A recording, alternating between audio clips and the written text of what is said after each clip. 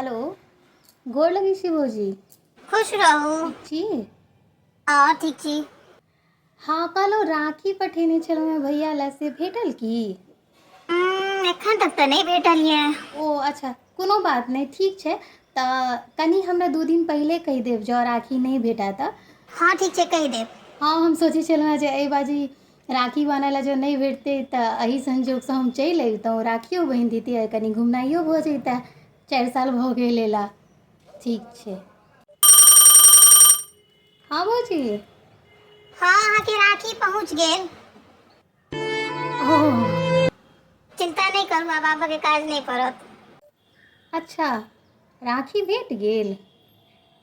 मुदा हम तऽ राखी पठेने नहीं छलहुँ हेँ, ओ हमरासँ धोखा भऽ गेलै।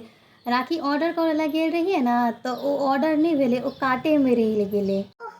तऽ फेर बुझाइए पार्सल वाला ने ककरो और राखी दऽ गेलैए, धोखासँ चलि आयल हेतै। कोनो बात नहीं भाभी, भऽ जाइ छै। मुदा एगो बात कहू? हाँ कहू ने, किया नहीं कहब, कहू। भाभी, हम राखीमे किछो लेबऽ लए नहीं अबै छी अहाँसँ। अहाँ गलत बुझै छी हमरा।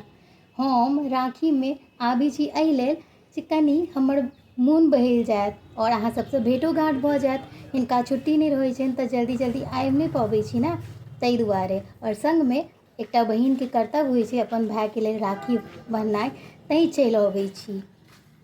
और एगो बात कहू अहाँके, जे लड़की सबटा अपन छोड़ि कऽ आबि गेल यऽ सासुरमे, अपन माय बाप भाय बहिन कपड़ा लत्ता घर दुआरि, तकरा अहाँ की देब भौजी?